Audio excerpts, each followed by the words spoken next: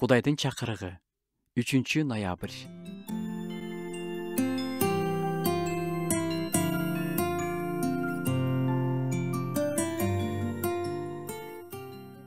Биздин балалыгыбызда атаң келатат, атаң келсе баарын атаң айтам деген сөздөрдү көп укчубуз.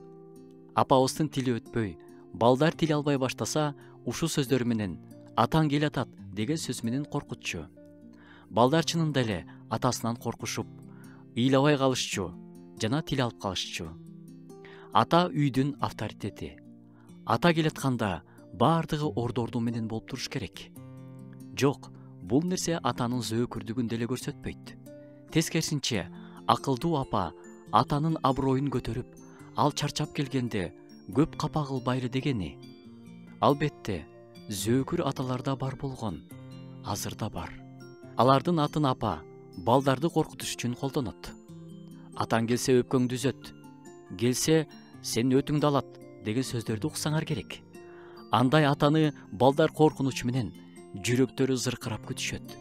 Өзгөчө тентек кылып койгон күндөрү. Ыйык жазууда Ыйсанын мындай сөздөрү бар. Мына, мен жакында келем. Ар бир адамга иштерине жараша бере турган сыйлыгымды ала келем. Ыйсаны күтүп жашагандар үчүн бул коркунуч алып келген сөздөр эмес, үмүт алып келген сөздөр. Ал келатат, демек караңгылык бүтөт. Көз жаштар аарчылат, аддесиздик бүтөт. Ал чындыктын туусу менен ыйлагандарды сооротуш үчүн жана ар бирине тиешелүүсүн бериш үчүн келатат. Экинчи жагынан, бул сөздөр бизди сергек болууга чакырат. Ал айткан, сергек болгула. Анткени Теңириңердин кайсыл убакта келерин билбейсиңер.